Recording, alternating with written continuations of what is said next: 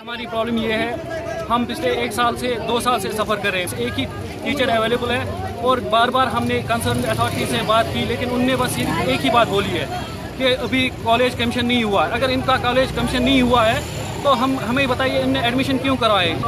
हमारा बस यही एक ही मसला है कि हमें टीचर्स अवेलेबल करें या तो स्कूल बंद करो। खाली पूरे मतलब J&K में खाली एक ही AMT स्कूल है जो इस वक्त नॉन फंक्शनिंग है।